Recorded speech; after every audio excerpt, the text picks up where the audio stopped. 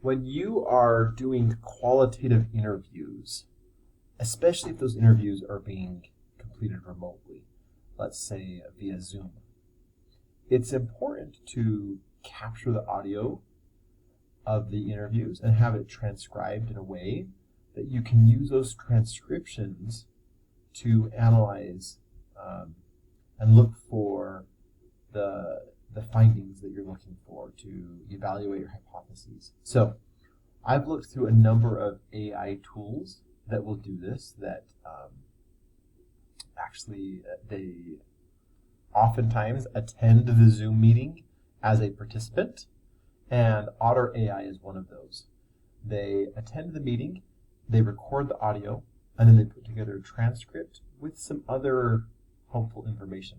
So on Otter AI's solutions page, there's some information for education and for media. If you look at either of these pages, you'll see things that are interesting and helpful for you in your qualitative research.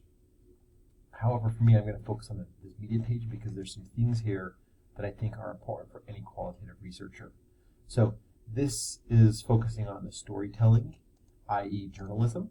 However, qualitative interviews are very close to storytelling, right? You're trying to evaluate the story. You're trying to make sure you capture the right information so that you can put together more informed academic literature or more informed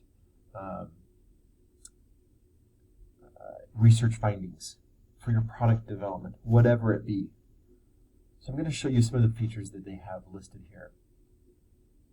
So, of course, you're capturing the actual audio content. The audio content can be listened to, and it takes the audio content and it transcribes it for you, which is very helpful. It will not know who the people are.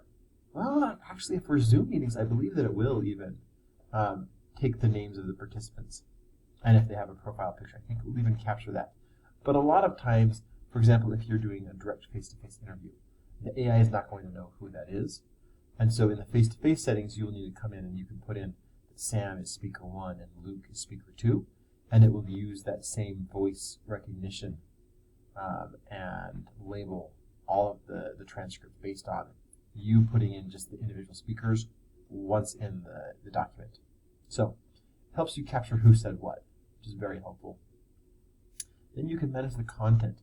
Inside of Otter AI and a lot of the other similar tools, you can select content, you can leave notes, comments, you can do highlights for things that are important, you can share little sound bites from it.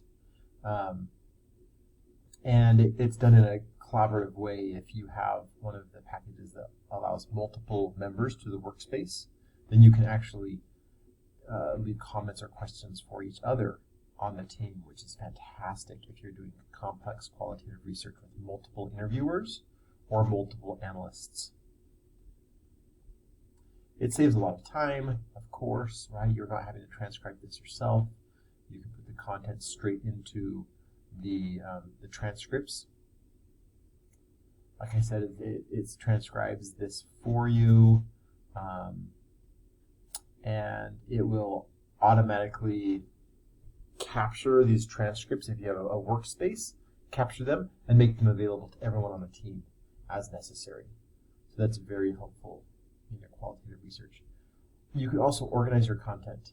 For example, you can do a search and try to find which transcripts or which interviews discuss certain things, makes it searchable. This kind of organization can help you as you're doing, let's say, miniature reviews of the qualitative interviews. You could actually search for it and then capture in a separate document who spoke about what issues, so that you can return to them as you're coming up with your prompts. So I have some qualitative research that's being done for looking at international field research, and we are interviewing a large number of academics who have done international field research in the global south, and we're asking the people these same questions. about their research, about the complexities they've experienced as they do field research in emerging markets. And we want to see what they're sharing and what similarities there are, what differences there are, and what we can learn for researchers going forward. Those interviews, by recording them with Otter AI, become that much more valuable to us because now we have accurate transcripts. The files can be shared easily. We can annotate on those transcripts and we can organize it. If you're paying for one of the paid versions of Otter AI, you also get things such as word clouds.